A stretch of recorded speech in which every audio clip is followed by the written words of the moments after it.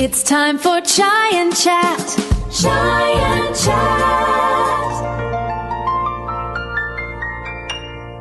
So hello Sundari, how you doing? Hi Ranjit, hi, how are you? I'm okay, and I'm really excited today because today is part 2 of your poetry collection, and part 1 was really good because we had a lot of feedback about part 1. I think people loved listening to your poetry. Does that surprise you? It's very nice to hear, because you hear feedback, but you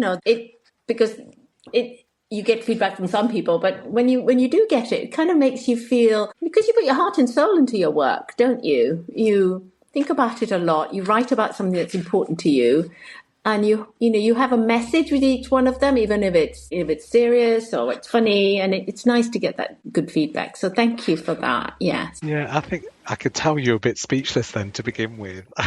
That you were a bit sort of surprised, but I think your poetry is lovely. So today we're going to do part 2, and there was lots of themes we covered last time: home, childhood, food, taxi journeys. So today, tell us what we're going to hear today. Well, today, just to reiterate, my collection is called Poems by Sundari and Maheswaran, and this sort of section is talking about my professional life. And I've mentioned it in our other episodes. I'm a doctor. Predominantly, I've been a GP, but obviously before that, I was a junior doctor as well. So I've written quite a few poems on, the serious side and the humorous side of being a medic, really. So perhaps I'll start with one that's a more serious poem. It relates back to being house officers, what we used to call junior doctors, and now called resident. And just to let you know that this is a time that it was quite grueling hours one used to do. It was before the European Working Time Directive for doctors, so we could do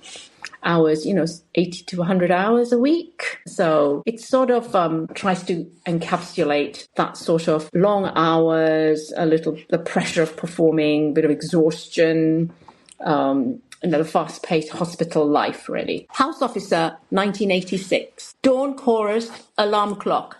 Dirty white coat, yesterday's socks. Stumble to the kitchen, beeper off. Forget toast, coffee, 2 cigarettes. Back against the wall, waiting for the lift. Ages waiting. Have a vertical kip. Button up, straighten up, consultant ward round. Private patient. Which ward was she on? Patients to clerk, IV lines to insert. In a minute, sister. I'm sorry I was curt. Canteen shutter down again, missed lunch. Too bad. This what they call hunger pain? The rotor is out. On call again. On the outside, it looks like rain. Cardiac arrest. Don't want to be first. If I get it wrong, will I be cursed? Body's weak, slumped in a chair. Move over, darling. He wants to sit there. Finally in bed. Forget sleep. They want me up in resus instead. I'm cold. I'm hungry. It's 4 a.m. Tell me, when will it end? Desperate. Reach for the pills. Oh, so yes, that is a more serious one. And I think it just encapsulates all those pressures that doctors still face today, really, even though you say with the working time directive and everything, people I know who have trained say that those hours and times are harsh, aren't they? Yes, they are. With the directive, it changed to, working up to 48 hours a week, but you can opt out. So with that directive, though, we kind of lost the traditional firm culture. When we worked all those hours, we worked under a consultant in a sort of tight-knit team. So although you worked these long hours, it was horrible. There was some positives to it. We had, that real follow through with a consultant and a group of doctors that you worked with. Whereas now, there are multiple handovers. There's this shift pattern. So some people say, that hands-on training sort of disappeared, really. But I think on the whole, doctors are healthier. So, I have these discussions with my students sometimes. We talk about what I used to have as what we call the firm. It sounds like a mafia gang, but it's not. It was just, we called it the firm, being under a certain group, really. Yeah, so I think it's there were lots of things in there that sort of unending tiredness, that you're starting to work on a Friday morning and you're not going to stop working till Monday evening. So you were on call and you were at somebody's beck and call. That's that idea. So you can go to sleep, but they're going to wake you up. You don't have, that's the whole thing. Yeah.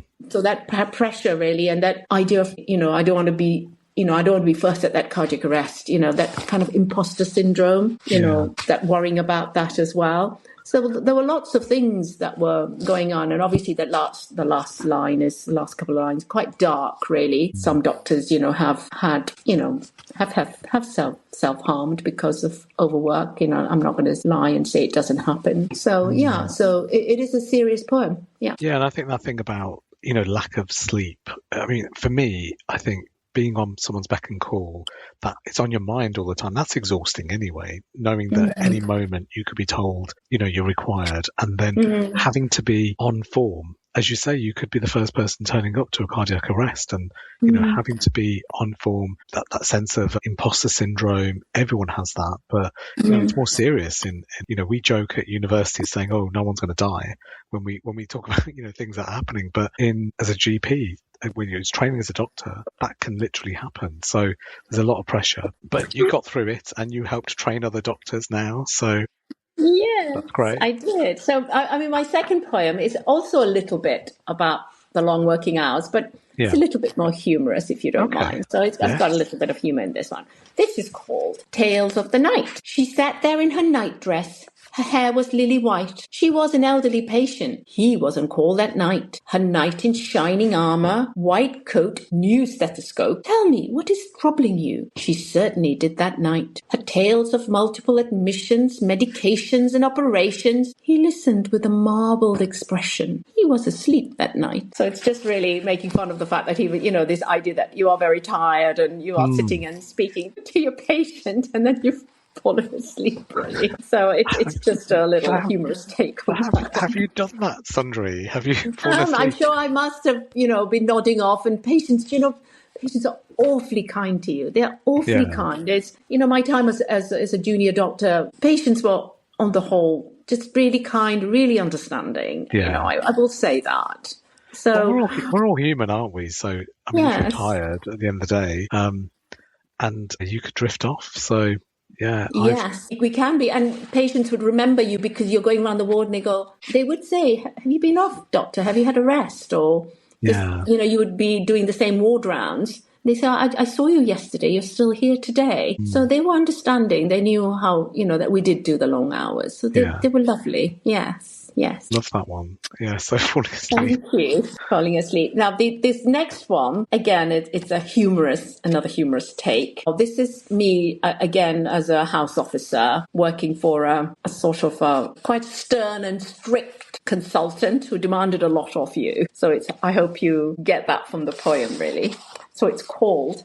I've called it The Duke. J.W., hero, cowboy, cardiothoracic surgeon, lived on the mean streets. He thundered down hospital corridors, bow-legged, strapping, confident. He boomed. Patients sat up to attention. Drip and catheter stands saluted. New girl quaked and quivered. Come on, child. Stop reciting the Lord's Prayer and tell me about this murmur. 10:30 in the morning. 5 months, 3 days, 7 hours left to go. The OR was his open country. The scalpel, his 6-shooter. 5 months, 3 days, 7 hours flew by. You don't notice when you don't sleep. J.W. mistook fear for enthusiasm. Shock, horror. Job offer made. Job offer turned down. You soft-bellied wimp. You haven't the stomach for the fight. He rode off into the sunset. But he didn't get the girl. He sounds like quite a tyrant and thinks something of himself as well. We've all seen people like that in jobs. And I think I like the way that you turn around and say he didn't get the girl. So you decided to vote with your feet. I guess it was you. I guess. Yes, that was me. Yes, I didn't, I was so terrified. I did the job really well, but I didn't want the job in the end, so I didn't get the girl. I think sometimes in your career, there's those people who really make you work for it, and you think, actually, no, you've pushed me too far that I couldn't work with you again. But there's probably lessons in what they taught you, because those strict people, I think they actually they mean well, I guess. I don't know. What do you think? Do you think some people mean well? I don't know. He reminded me, this is a surgeon, he reminded me on the Doctor series that they used to have in the 60s. Yeah. Pull yourself together, man. He was very much like that. And he did look a little bit like John Wayne. And I was terrified. I think it was my first house job. And I was such a junior, and it was a very Yeah. serious house job that I got. And a lot of it, I was learning on the job and having to explain things to him in language in medical language, surgical language that I was still learning. It was frightening. But towards the end, he took a great liking to me, and I couldn't put a foot wrong. And all the senior doctors around me, the boys, they all got into trouble for things I'd done. And I used to try and put my hand up. He's going, oh, she's fine. It must be you. I think they were like favoritism. There you go. You see, these days, we wouldn't get away with that. There'd be No, bullying this claims. was a long time ago. This was I didn't bully anybody. No, from him, this JW. Oh, yes. I think, there's those issues, but I think actually that's what you need sometimes. You need people not to, I'd rather people just tell me as it is. I don't want people to pussyfoot around things. I want people to tell me this is what you're not doing well and this is what you can improve on. And I think sometimes, people are worried about upsetting people's feelings, and actually, yeah, we probably need a bit more straight talking, like a cowboy would talk to people. Like a cowboy. I do dress it up a little bit, I very much of the way, as you say, you like being delivered the message the way you like to receive it. So I suppose I like being delivered a message the way I like to receive it, which is kind of very nice. So I try and deliver messages that way. And most of the time I think I get through, because I always think, especially as medics, they've worked hard to get there, and there must be maybe something else going on. So I try to get to the bottom of that. And I always sort of share, get them to share whatever's going on. And I share with my other colleagues as well. It's not something I would carry on my own. I involve the university if needed. There's that sort of pastoral care, as they call it. Yes. Yeah, so it's an interesting one that how it brought about. He did teach me quite a lot, so I learned quite a lot. And you can tell, it's one of the jobs I've never forgotten because the experience there really. Yeah. And that's the thing, isn't it? It's those sorts of people in your life who at the time you think, they're tyrants. Those are the ones that actually teach you those lessons as well. So I think we've all had those, haven't we, where we look back and we think, oh yeah, I really didn't like that person. But actually on reflection, they did teach me things that maybe there were things that, I think it's, but that sort of experience, I know of other people who say they've had the same experience with consultants who were over them and they were using that power a little bit as well. So this next poem is when I was a GP. So it's one of those poems that when you come into work, you have these thoughts in your head that you don't express, but you constantly have little thoughts in your head. So it's called Thought Bubble. So there's something happening, and those are my thoughts that are going on in my head. Morning clinic, double espresso. Good morning, Mr. Jabba. Good morning, doctor. My chest is playing up. I did not want to bother you, but my wife insisted I come. Clever wife. Patient leaves religious leaflets on desk. Must file under health promotion. Receptionist interrupts to get signature for sick note. Should have locked the door. Lovely Mrs. Harris pops in for blood pressure check. She reminds me of grandmother. Must not smell her hair. Heart sink. Smile big. Hundreds of blood results to file. Should have called in sick. 5 extra patients added onto morning list. Should look for a smaller practice. Lunchtime slump. Look at afternoon clinic. Early for G&T. Is the NHS pension still worth it? I love that, isn't it? That NHS pension, which does hang over people. I worked in the NHS for a short while before moving into higher education. And I remember people used to go, yes, but think of the pension, which isn't the same anymore. They took away that good pension. People used to put up with hard times because they thought about the pension. But I love that way that the things that you think of that you don't express. And we all do that, don't we, in life? We go through, we think those things. And yeah, my favourite line is, you just said that instead of just thinking it. So. Yes, that's what happens because you're constantly thinking those things, but you put on a performance, don't you? My bit is definitely, Mrs. Harris and her hair, and like, it smells like grandma. It's that sort of thing, yes. Yeah. But you obviously don't do that. Yeah. So I have another one. This other one is quite a little bit of fun because it sort of combines overeating, which we did do in our first part one, and it involves a little bit of medical talk as well. So it's called Borborygmi. Burping, belching, barfing, farting, laga, laga, laga. Buna, madras, Vindaloo, take out or eat in. That's the poem. Now, borborygmi is the medical excessive gurgling noises made by the movement of fluid and gas in the intestines. I've never heard of that before. Yeah, so it's a medical term, but it also is, encompasses the fact when you've overeaten, and an idea that people, like to, after drinking a lot, they want to go out for their old buna or madras or the vindaloo, as students or, young working people. So I just thought of that, really. It sounds like almost what it is. Yeah. And there's swear words in there as well. Well, not swear words, but, Oh, yes. So, words that we don't always want to use, yeah. I quite like that. Thinking about how patients might come in and, the things that they've done which have caused these things. So I have another poem as well, which is again about, you can tell I'm obsessed with the intestines. It's the opposite of borborygmi, which is a very noisy tummy. It's the very quiet tummy. A very quiet tummy is serious, so we don't like that. One that makes unusual, tiny, little, high-pitched noises. If it's a really rowdy tummy, although it might be embarrassing, it means it's still working very well. So I think there are a few more medical poems, but, I think I might come to the end of that section with medical poems. And, of course, my book is, it's got the durian, the stethoscope, and other stories. I suppose we've done the Malaysian, we've done some of the other stories, a few other little incidental stories, but there might be some Malaysian stories in there as well. So perhaps if you would indulge me. Yes, go on. Okay, so the first one I'm going to read you of my other stories is, now this is one I wrote because the idea is that I've never, learned poetry at university. I didn't study English or didn't study poetry in that sort of sense. That the fact that I have a book out, and I was just wondering whether some people who have studied thinking, she's not for real.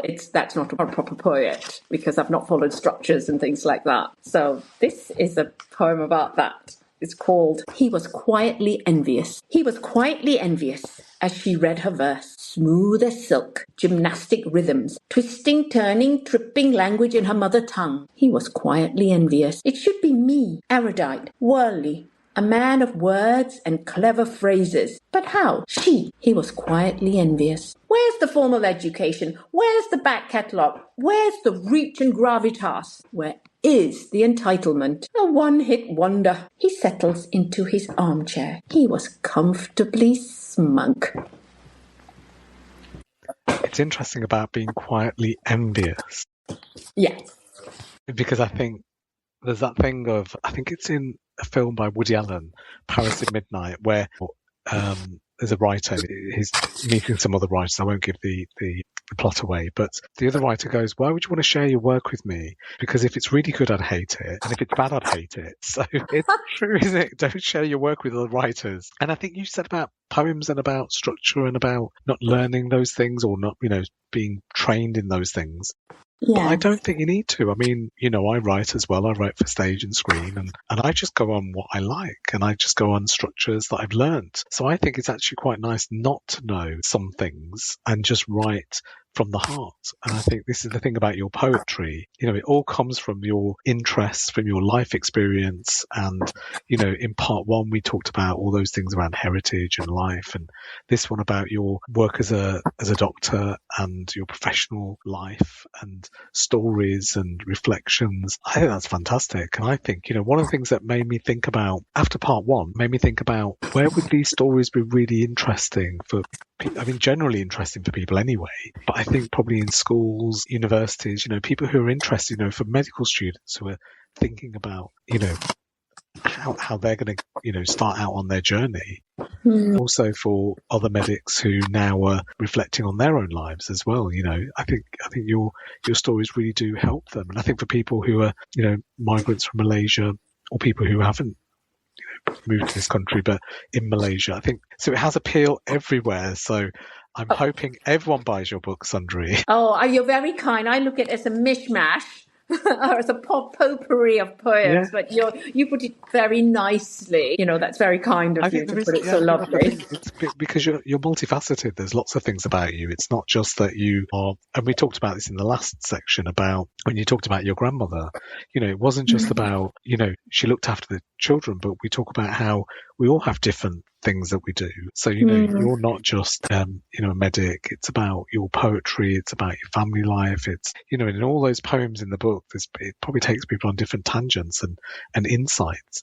Can I ask you, because we're almost at the end now, and we didn't plan this beforehand, but I think it'd be good to have an episode where we talk to you about your work generally and about, why you, so it's me interviewing you, but just for now, with your poetry, what would you say brought you to poetry? What was it that sort of made you want to write poetry? Writing. I started writing some of these poems way back when the children were tiny. I think it was a way of expressing some of the feelings that I was having about motherhood, medicine. I had, having young children working, trying to juggle, all those roles was hard. And it was just a way of expressing myself, really. That's why I started writing. Okay. And I didn't just write poetry. I wrote prose as well. I wrote like short stories, really. And one of my mum's dear friends in Malaysia, lovely lady, she wrote a wonderful column in our prime newspaper called Sri Dilemma, and she was a friend of my mum's, and she read my stories, and she was very encouraging, asked me to carry on writing my stories. And then I don't think I knew the outlets as to where to go to. I did see people about my stories. These were just stories in the beginning. And I remember in the BMJ, in the British Medical Journey, there were adverts for, do you want to write for television, and so I sent them a few of my stories, they read them, and they actually invited me to London to come and chat with them to see where my stories could go, and then they came to Birmingham to have a chat with me. And then it all became very real. 3 children, my little one was under 1, and I had this massive panic, and I thought, where's this going to go? I might have to give up medicine to do this. What will mother say? And I want to be a doctor. And I stepped away from all of it. I just said no to all of that. And then, so I kept it in my little back pocket for all that time until I joined a Malaysian group and I read some of my poems there. And they were very encouraging. And then somebody we both know, Ian Henry, who has a lovely radio show in the Black Country, he heard me at some event. He was sharing his poems. I shared my poem and he says, come along, read your poem and Durian Talk. That's why I love Durian Talk, because it's my opening. And that just encouraged me, and I was in a different stage in my life that I could let my mind, and I'd read it to people, and poetry was easier than prose for me because my mind moves that way. So I think I'd already edited things in my head before I could write it as as prose or as chapters. Whereas the poetry let me go to a lot of places, and there didn't seem to be any rules. And I think nowadays, as you say, anything could be poetry. It doesn't have to have a specific form. So it's quite interesting because one of my poems right at the end, I haven't read it, but it's called Style. It's about what kind of poetry do you write then? Do you fit into a mold? And I don't, yeah. I think it's fascinating, and I think we're going to touch on this when I quiz you. So we're having I get to quiz you as well. Yes, we're going to have other guests, but we'll interview each other as well. So I think it'll be interesting for everyone to listen to.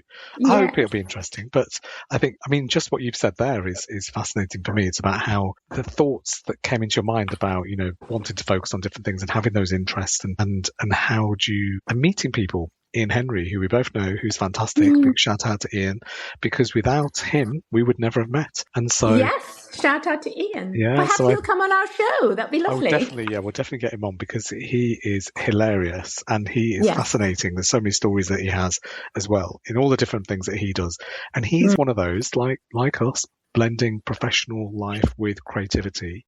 And I think, having those interests these days you can build those together. So I think I don't like to choose from things. I like to have everything. So I think I like to do everything as well. But anyway, we're at the end of our time. It's been fascinating, and that's just a taste of what we're going to get when we chat to you. So again, we might have to do 2 parts to the interview with Sundari Maheswaran. I think you've learned quite a lot about me already through all our other episodes. Like I've learned about you. Interesting to see. As usual, we probably go off tangent. I'll be, going down some meandering, some little path, which we enjoy doing. So it'll be fun. Yeah. But that's the thing, isn't it? It's like we could be in a coffee shop. People could be over listening in our conversation. That's the whole point of this. So, that's the whole try point. And chat. It's like, actually, we're just talking about anything. But It's been lovely chatting to you. Thank you so much for sharing your stories. Oh, and thank you so much for, letting me share my poetry with you and with the audience as well. I hope people have enjoyed it and got something from it. As I say in my preface, I hope there's a little nugget or a little something that chimes with the listener, really. Yeah, that would be... And if I ever get to see them at a reading somewhere, that would be lovely. Yeah. Oh, yes, that would be nice. I hope I come to the reading as well. So, brilliant. Well, thank you for that. And catch up with you again soon, Sundari. Okay. Bye. Okay, bye. Shy and chat.